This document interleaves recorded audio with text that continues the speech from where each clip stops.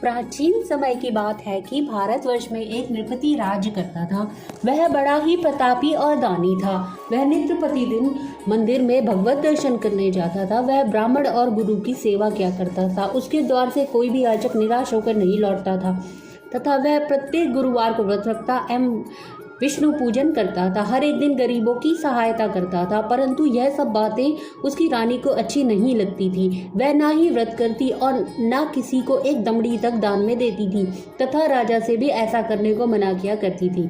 एक समय की बात है कि राजा तो शिकार खेलने वन को गए हुए थे। घर पर रानी और दासी थी।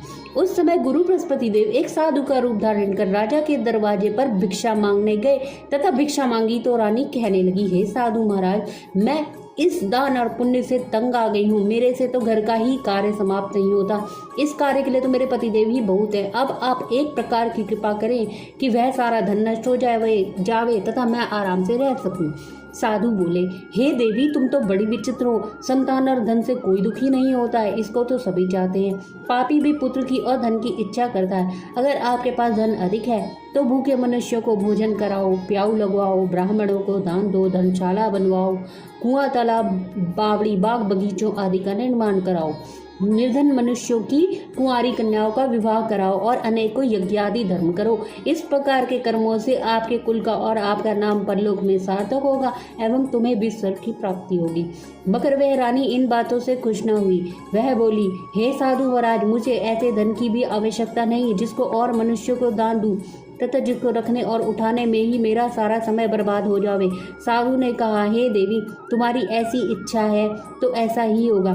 मैं तुम्हें बताता हूँ, वैसा ही करना। बृहस्पतिवार के दिन घर को गोबर से लीपना, अपने केशों को धोना, केशों को धोते समय स्नान करना, राजा से कहना वह हजामत करवाए, भोजन में मांस मदिरा खाना, कपड़ा धोबी के यहाँ धुलने डालना। इस प्रकार 7 बृहस्पतिवार करने से तुम्हारा सारा धन नष्ट हो जाएगा। ऐसा कहकर वह साधु महाराज वहां से अंतर्धान हो गए।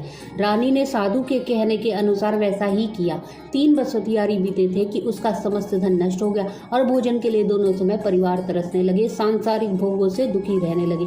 तब वह राजा रानी से कहने लगा कि रानी, तुम यहाँ पर रहो, मैं दूसरे देश को जाऊँ, क्योंकि यहाँ पर तो मुझे सभी मनुष्य जानते हैं, इसलिए कोई कार्य भी नहीं कर सकता। देश छोड़ी परदेश भी बराबर है। ऐसा कहकर राजा परदेश चला गया।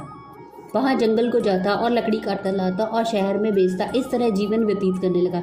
इधर राजा के घर रानी और दासी दुखी रहने लगी। किसी दिन भोजन मिलता और किसी दिन जल पीकर ही रह जाती। एक समय रानी और दासी को 7 दिन बिना भोजन के व्यतीत हो गए तो रानी ने अपनी दासी से कहा, हे दासी, यहाँ पास ही के नगर में मेरी बहन रहती है। वह बड़ी ही धनवान है। तू उसके पास जा और वहाँ से 5 सेर बेजर मांग कर लिया, जिससे कुछ समय के लिए गुजर बसर हो जाएगी। इस प्रकार रानी की आज्ञा मानकर दासी उसकी बहन के पास गई और रानी की बहन उस समय पूजन कर रही थी, क्योंकि उस दिन बृहस्पतिवार था। जब दासी ने रानी की बहन को देखा और उससे बोली, हे रानी, मुझे तुम्हारी बहन ने भेजा है, मेरे लिए 5 सेर बेजर दे दो। इस प्रकार दासी ने अनेक बार कहा, परंतु रानी ने कुछ भी उत्तर नहीं दिया, क्योंकि वह उस समय बृहस्पतिवार की व्रत कथा सुन रही थी।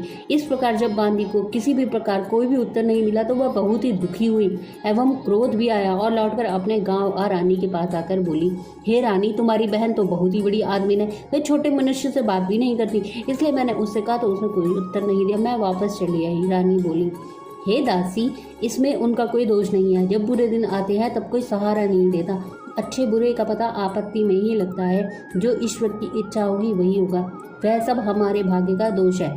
इधर उस रानी ने देखा कि मेरी बहन की दासी आई थी, परंतु मैं उससे नहीं बोली, इससे वह बहुत दुखी हुई होगी। यह सोच कथा को सुन और विष्णु भगवान का पूजन समाप्त कर वह रानी बहन के घर चल दी और जाकर अपनी बहन से कहने लगी कि हे बहन, मैं बृहस्पतिवार का व्रत कर रही थी, तुम्हारी दासी आई, परंतु जब तक कथा होती है तब तक न उठते हैं हम और ना ही बोलते हैं, इसलिए मैं ना बोली। कहो दासी क्यों गई थी? रानी बोली, बहन, हमारे घर में अनाज नहीं था, वैसे तुमसे तो कोई भी बात छिपी नहीं है, इस कारण मैंने दासी को तुम्हारे पास 5 सेर बेजर लेने के लिए भेजा था।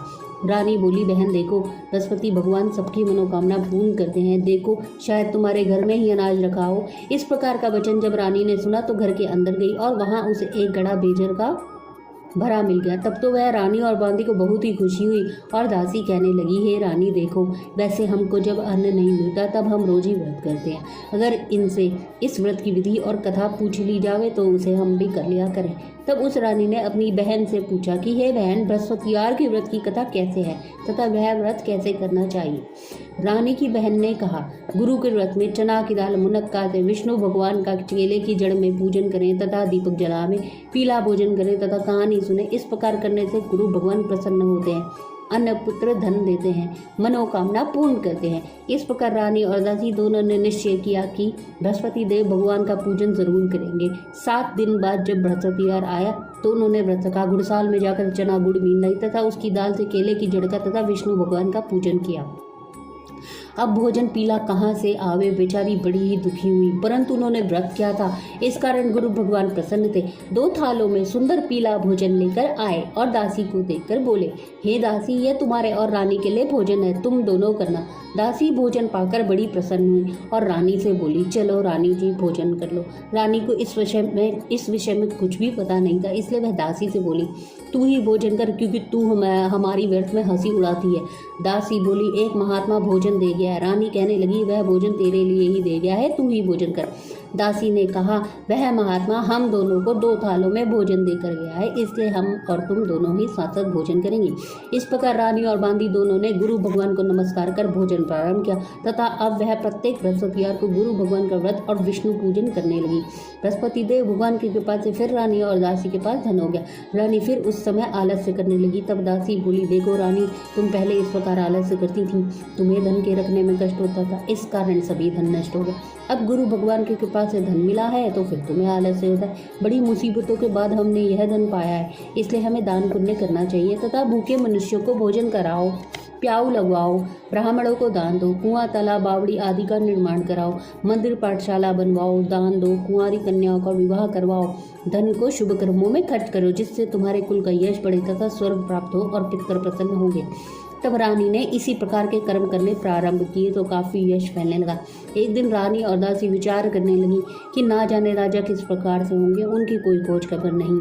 गुरु भगवान से उन्होंने प्रार्थना की और भगवान ने रात्रि में राजा को स्वप्न में कहा, हे राजा उठ, तेरी रानी तुझको याद करती है, अब अपने देश को चलो। राजा प्रातःकाल उठा और विचार करने लगा, सी जाति खाने और पहनने की संगिनी होती है, पर भगवान की आज्ञा मानकर वह अपने नगर के लिए चलने को तैयार हुआ। इससे पूर्व जब राजा परदेश चला गया तो प्रदेश में दुखी रहने लगा। प्रतिदिन जंगल में से लकड़ी बीन कर लाता और उन्हें शहर में बेचकर अपने दुखी जीवन को बड़ी कठिनता से व्यतीत करता था। एक दिन राजा दुखी हो अपनी पुरानी बातों को याद करके रोने लगा। तब उस जंगल में से बृहस्पति देव एक साधु का रूप धारण कर आ गए और राजा के पास आकर बोले, हे लकड़हारे, तुम इस सुनसान जंगल में किस चिंता में बैठे हो, मुझको बतलाओ। यह सुन राजा के नेत्रों में जल भर आया और साधु को वंदना कर बोला, हे प्रभु, आप सब कुछ जानने वाले हो। इतना कहकर साधु को अपनी संपूर्ण कहानी बतला दी। महात्मा तो स्वभाव से ही दयालु होते हैं। उससे बोले, हे राजा, तुम्हारी स्त्री ने बृहस्पति देव का अपमान किया था, जिस कारण तुम्हारी यह दशा हुई, पर अब तुम किसी प्रकार की चिंता मत करो, भगवान तुम्हें पहले से अधिक धनवान करेगा। देखो, तुम्हारी स्त्री ने भी गुरुवार का व्रत करना प्रारंभ कर दिया, और तुम मेरा कहा मानकर बृहस्पतिवार को व्रत करके चने की दाल गुड़ जल को लोटे में डालकर केला का पूजन करो, फिर कथा कहो और सुनो, भगवान तेरी सब मनोकामनाओं को पूर्ण करेगा। साधु को प्रसन्न देखकर राजा बोला, हे प्रभु, मुझे लकड़ी बेचकर इतना पैसा नहीं मिलता जिससे भोजन करने के उपरांत कुछ बचा सकूं। मैंने रात्रि में अपनी रानी को व्याकुल देखा है, मेरे पास कुछ भी नहीं जिससे उसकी खबर तो मंगा सकूं, और फिर मैं कौन सी कहानी कहूँ, यह तो मुझको कुछ भी मालूम नहीं है। साधु ने कहा, हे राजा, तुम किसी बात की चिंता मत करो। बृहस्पतिवार के दिन तुम रोजाना की तरह लकड़ियां लेकर शहर को जाओ, तुमको रोज से दुगना धन प्राप्त होगा, जिससे तुम भली भांति भोजन कर लोगे तथा बृहस्पति देव की पूजा का सामान भी आ जाएगा। और बृहस्पतिवार की कहानी निम्न प्रकार से है।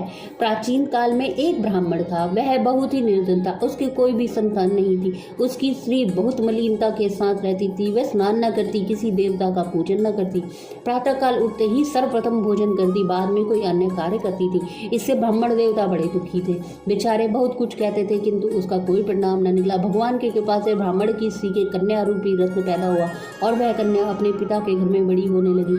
वह बालिका प्रातः स्नान करके विष्णु भगवान का जाप करने लगी। बृहस्पति और का व्रत करने लगी। अपने पूजन को समाप्त कर स्कूल जाती तो अपनी मुट्ठी में जौ भर के ले जाती और पाठशाला के मार्ग में डालती जाती। तब ये जौ स्वर्ण के हो जाते। लौटते समय उनको बीनकर घर को ले आती थी। एक दिन वह बालिका सूप में उन सोने के जौ को फटक कर साफ कर रही थी कि उसके पिता ने देख लिया और कहा, हे बेटी, सोने के जौ को फटकने के लिए सूप भी सोने का ही होना चाहिए। दूसरे दिन गुरुवार था। इस कन्या ने व्रत रखा और बृहस्पति देव से प्रार्थना करके कहा, हे प्रभु, मैंने आपकी पूजा सच्चे मन से की हो तो मेरे लिए सोने का सूप दे दो। बृहस्पति देव ने उसकी प्रार्थना स्वीकार कर ली। रोजाना की तरह वह कन्या जौ फैलाती हुई जाने लगी। जब लौटकर जौ पीन रही थी तो बृहस्पति देव की कृपा से सोने का सूप मिला। उसे वह घर ले आई और उससे जौ साफ करने लगी, परंतु उसकी माँ का वही ढंग रहा। एक दिन की बात है कि वह कन्या सोने के सूप में जौ साफ कर रही थी। उस समय उस शहर का राजपुत्र वहां होकर निकला। इस कन्या के रूप और कार्य को देखकर मोहित हो गया तथा अपने घर आकर भोजन तथा जल त्याग कर उदास होकर लेट गया। राजा को जब इस बात का पता लगा तो अपने प्रधानमंत्री के साथ उसके पास गए और बोले, हे बेटा, तुम्हें किस बात का कष्ट है? किसी ने अपमान किया है अथवा कोई और कारण हो सो कहो, मैं वही कार्य करूंगा जिससे तुम्हें प्रसन्नता हो। अपने पिता की राजकुमार ने बातें सुनी तो वह बोला, मुझे आपकी कृपा से किसी भी बात का दुख नहीं है। किसी ने मेरा अपमान नहीं किया है, परंतु मैं उस लड़की के साथ विवाह करना चाहता हूँ जो सोने के सूप में जौ साफ कर रही थी। यह सुन राजा आश्चर्य में पड़ा और बोला, हे बेटा, इस तरह की कन्या का पता तुम ही लगाओ, मैं उसके साथ तेरा विवाह अवश्य ही करवा दूंगा। राजकुमार ने उस लड़की के घर का पता बतलाया। तब मंत्री उस लड़की के घर गए और ब्राह्मण देवता को सभी हाल बतलाया। ब्राह्मण देवता राजकुमार के साथ अपनी कन्या का विवाह करने के लिए तैयार हो गए तथा विधि विधान के अनुसार ब्राह्मण की कन्या का विवाह राजकुमार के साथ हो गया। कन्या के घर से जाते ही पहले की भांति उस ब्राह्मण देवता के घर में गरीबी का निवास हो गया। अब भोजन के लिए भी अन्न बड़ी मुश्किल से मिलता था। एक दिन दुखी होकर ब्राह्मण देवता अपनी पुत्री के पास गए। बेटी ने पिता की दुखी अवस्था को देखा और माँ का हाल पूछा। तब ब्राह्मण ने सभी हाल कहा। कन्या ने बहुत सदन देकर अपने पिता को विदा कर दिया। इस तरह ब्राह्मण का कुछ समय सुखपूर्वक व्यतीत हुआ। कुछ दिन बाद फिर वही हाल हो गया। ब्राह्मण फिर अपनी कन्या के यहाँ गया और सभी हाल कहा तो लड़की बोली, पिताजी, आप माताजी को यहाँ लिवा लाओ, मैं उसे विधि बता दूंगी जिससे गरीबी दूर हो जाए। वह ब्राह्मण देवता अपनी स्त्री को साथ लेकर पहुंचे तो पुत्री अपनी माँ को समझाने लगी, हे माँ, तुम प्रातःकाल उठकर प्रथम स्नान आदि करके भगवान विष्णु का पूजन करो तो सब दरिद्रता दूर हो जाएगी। परंतु उसकी माँ ने उसकी एक भी बात नहीं मानी और प्रातःकाल उठकर अपने बच्चों की झूठन को खा लिया। एक दिन उसकी पुत्री को बहुत ही गुस्सा आया और एक रात पोटली से सभी सामान निकाल दिया और अपनी माँ को उसमें बंद कर दिया। प्रातःकाल उसमें से निकाला तथा स्नान आदि करा के पाठ करवाया तो उसकी माँ की बुद्धि ठीक हो गई और फिर प्रत्येक बृहस्पतिवार को व्रत रखने लगी। इस व्रत के प्रभाव से उसकी माँ भी बहुत ही धनवान तथा पुत्रवती हो गई और बृहस्पति देव जी के प्रभाव से स्वर्ग को प्राप्त हुई तथा वह ब्राह्मण भी सुख पूर्वक इस लोक के सुख भोग कर स्वर्ग को प्राप्त हुआ। इस तरह कहानी कहकर साधु देवता वहां से लोप हो गए। धीरे धीरे समय व्यतीत होने पर फिर वही बृहस्पतिवार का दिन आया। राजा जंगल से लकड़ी काट कर किसी शहर में बेचने गया। उसे और दिन से अधिक पैसा मिला। राजा ने चना गुड़ आदि लाकर गुरुवार का व्रत किया। उस दिन से उसके सभी कलेश दूर हुए। परंतु जब अगला गुरुवार का दिन आया तो बृहस्पतिवार का व्रत करना भूल गया। इस कारण बृहस्पति भगवान नाराज हो गए। उस दिन उस नगर के राजा ने विशाल यज्ञ का आयोजन किया तथा शहर में यह घोषणा करा दी कि कोई भी मनुष्य अपने घर न भोजन बनावे न आग जलावे, समस्त जनता मेरे यहाँ भोजन करने आवे। इस आज्ञा को जो न मानेगा उसको फांसी की सजा दी जाएगी। इस तरह की घोषणा संपूर्ण नगर में करवा दी गई। राजा की आज्ञा अनुसार शहर के सभी लोग भोजन करने गए, लेकिन लकड़हारा कुछ देर से पहुंचा, इसलिए राजा उसको अपने साथ घर लिवा ले गए और ले जाकर भोजन करा रहे थे तो रानी की दृष्टि उस खूंटी पर पड़ी जिस पर उसका हार लटका हुआ था। वह वहां पर दिखाई नहीं दिया। रानी ने निश्चय किया कि मेरा हार इस मनुष्य ने चुरा लिया है। उसे समय आए सैनिक बुलवाकर उसको जेल खाने में डलवा दिया।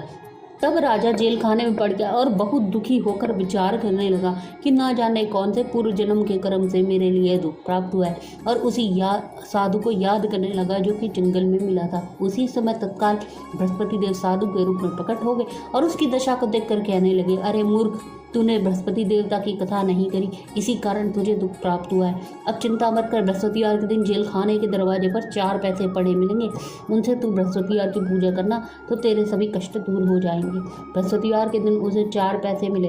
राजा ने कथा कही। उसी रात्रि को बृहस्पति देव ने उस नगर के राजा को स्वप्न में कहा, हे राजा, तुमने जिस आदमी को जेल खाने में बंद कर दिया है वह निर्दोष है। वह राजा है, उसे छोड़ देना। रानी का हार उसी खूंटी पर लटका हुआ है। अगर तू ऐसा नहीं करेगा तो मैं तेरे राज्य को नष्ट कर दूंगा। इस तरह की रात हुई को देख राजा प्रातःकाल उठा और खूंटी पर हार देखकर लकड़हारे को बुलाकर क्षमा मांगी तथा उस राजा को योग्य सुंदर वस्त्र आभूषण देकर विदा किया तथा गुरुदेव की आज्ञा अनुसार राजा अपने राज्य को चल दिया। राजा जब नगर के निकट पहुंचा तो उसे बड़ा ही आश्चर्य हुआ। नगर में पहले से अधिक बाग, तालाब और कुएं तथा बहुत से धर्मशाला, मंदिर आदि बन गए हैं। राजा ने पूछा कि यह किसका बाग और धर्मशाला है। तब नगर के सब लोग कहने लगे कि यह सब रानी और दासी के हैं। तो राजा को आश्चर्य हुआ और गुस्सा भी आया। जब रानी ने यह खबर सुनी कि राजा आ रहे हैं तो उसने दासी से कहा, हे दासी, देख राजा हमको कितनी बुरी हालत में छोड़कर गए थे। वह हमारी ऐसी हालत देखकर कहीं लौट ना जाएं, इसलिए तू दरवाजे पर ही खड़ी हो जा। आज्ञा अनुसार दासी दरवाजे पर खड़ी हो गई और राजा आए तो उन्हें अपने साथ लिवा लाए। तब राजा ने क्रोध करके अपनी तलवार निकाली और पूछने लगे कि यह बताओ कि यह धन तुम्हें कैसे प्राप्त हुआ है। तब उन्होंने कहा, हमें यह धन बृहस्पति देव के इस व्रत के प्रभाव से प्राप्त हुआ है। राजा ने निश्चय किया कि 7 दिन बाद तो सभी बृहस्पति देव का पूजन करते हैं, परंतु मैं रोजाना दिन में 3 बार कहानी कहा करूँगा तथा रोज व्रत किया करूँगा। अब हर समय राजा के दुपट्टे में चने की दाल बंधी रहती तथा दिन में 3 बार कहानी कहता। एक दिन राजा ने विचार किया कि चलो अपनी बहन के यहाँ हो आवे। इस तरह निश्चय कर राजा घोड़े पर सवार हो अपनी बहन के यहाँ चलने लगा। मार्ग में उसने देखा कि कुछ आदमी एक मुर्दे को लिए जा रहे हैं। उन्हें रोककर राजा कहने लगा, अरे भाई, मेरी बृहस्पति देवता की कहानी सुन लो। वे बोले, लो हमारा तो आदमी मर गया है, इसे अपनी कथा की पड़ी। परंतु कुछ आदमी बोले, अच्छा कहो, हम तुम्हारी कथा भी सुनेंगे। राजा ने दाल निकाली और जब कथा आधी हुई कि मुर्दा हिलने लग गया और जब कथा समाप्त हो गई तो राम राम करके वह मनुष्य खड़ा हो गया। राजा आगे बढ़ा। आगे मार्ग में उसे एक किसान खेत में हल चलाता मिला। राजा ने उसे देखा और उससे बोला, अरे भैया, तुम मेरी बृहस्पतिवार की कथा सुन लो। किसान बोला, जब तक मैं तेरी कथा सुनूंगा तब तक तो 4 हरैया जोत लूंगा, जा अपनी कथा किसी और को सुनाना। इस तरह राजा आगे चलने लगा। राजा के हटते ही बैल पछाड़ खाकर गिर गया तथा किसान के पेट में बहुत जोरों से दर्द होने लगा। उस समय उसकी माँ रोटी लेकर आई। उसने जब यह देखा तो अपने पुत्र से सब हाल पूछा और बेटे ने सभी हाल कह दिया। तो बुढ़िया दौड़ी दौड़ी उस घुड़सवार के पास गई और उससे बोली, मैं तेरी कथा सुनूंगी, तू अपनी कथा मेरे खेत पर भी चलकर कहना। राजा ने बुढ़िया के खेत पर जाकर कथा कही, जिसके सुनते ही बैल खड़े हो गए तथा किसान के पेट का दर्द बंद हो गया। राजा अपनी बहन के घर पहुंचा तो बहन ने भाई की खूब मेहमानी की। दूसरे दिन सवेरे राजा जागा तो देखा कि सब लोग भोजन कर रहे हैं। राजा ने अपनी बहन से कहा कि ऐसा कोई मनुष्य है जिसने भोजन नहीं किया हो, मेरी बृहस्पतिवार की कथा सुन ले। बहन बोली, हे भैया, यह देश ऐसा ही है। पहले लोग यहाँ भोजन करते हैं, बाद में कोई अन्य कार्य करते हैं। अगर कोई पड़ोस में हो तो देखा हूँ। वह ऐसा कहकर देखने चली गई, परंतु उसे कोई भी ऐसा व्यक्ति नहीं मिला जिसने भोजन ना किया हो। अतः वह एक कुम्हार के घर गई जिसका लड़का बीमार था। उसे मालूम हुआ कि उनके यहाँ 3 दिन से किसी ने भोजन नहीं किया है। रानी ने अपने भाई की कथा सुनने के लिए कुम्हार से कहा। वह तैयार हो गया। राजा ने जाकर बृहस्पतिवार की कथा कही, जिसको सुनकर उसका लड़का ठीक हो गया। अब तो राजा की प्रशंसा होने लगी। एक दिन राजा ने अपनी बहन से कहा कि हे बहन, हम अपने घर को जाएंगे, तुम भी तैयार हो जाओ। राजा की बहन ने अपनी सास से कही। सास बोली, हाँ चली जा, परंतु अपने लड़कों को मत ले जाना, क्योंकि तेरे भाई के कोई भी औलाद नहीं होती है। बहन ने अपने भैया से कहा, हे भैया, मैं तो चलूँगी, लेकिन कोई बालक नहीं जाएगा। राजा बोला, जब कोई बालक नहीं चलेगा तब तुम ही क्या करोगी। बड़े दुखी मन से राजा अपने नगर को लौट आया। राजा ने अपनी रानी से कहा, हम निर्वंशी राजा हैं, हमारा मुंह देखने का धर्म नहीं है और कुछ भोजन आदि नहीं किया। रानी बोली, हे प्रभु, बृहस्पति देव ने हमें सब कुछ दिया है, वे हमें औलाद अवश्य देंगे। उसी रात को बृहस्पति देव ने राजा से स्वप्न में कहा, हे राजा, उठ, सभी सोच को त्याग दे, तेरी रानी गर्भ से है। राजा को यह बात सुनकर बड़ी खुशी हुई। 9वें महीने में रानी के गर्भ से एक सुंदर पुत्र पैदा हुआ। तब राजा बोला, हे रानी, स्त्री बिना भोजन के रह सकती है, बिना कहे नहीं रह सकती। जब मेरी बहन आवे तो तुम उससे कुछ कहना मत। रानी ने सुनकर हाँ कर दिया। जब राजा की बहन ने यह शुभ समाचार सुना तो वह बहुत ही खुशी हुई तथा वह बहुत ही खुश हुई तथा बधाई लेकर अपने भाई के यहाँ आई। तभी रानी ने कहा, घोड़ा चढ़कर तो नहीं आई, गधा चढ़ी आई। राजा की बहन बोली, भाभी मैं इस प्रकार न कहती तो तुम्हें औलाद कैसे मिलती। बृहस्पति देव तो ऐसे ही हैं, जैसी जिसकी मन में कामनाएं हैं सभी को पूर्ण करते हैं। जो सद्भावना पूर्वक बृहस्पतिवार का व्रत करता है एवं कथा पढ़ता है अथवा सुनता है और दूसरों को सुनाता है, बृहस्पति देव उनकी सभी मनोकामना पूर्ण करते हैं। भगवान बृहस्पति देव उनकी सदैव रक्षा करते हैं। संसार में सद्भावना से भगवान का पूजन व्रत सच्चे हृदय से करते उनकी सभी मनोकामनाएं पूर्ण करते हैं। जैसी सच्ची भावना से रानी और राजा ने उनकी कथा का गुणगान किया तो उनकी सभी इच्छाएं बृहस्पति देव जी ने पूर्ण की थी। इसलिए सबको कथा सुनने के बाद प्रसाद लेकर जाना चाहिए। हृदय से उनका मनन करते हुए जयकारा बोलना चाहिए।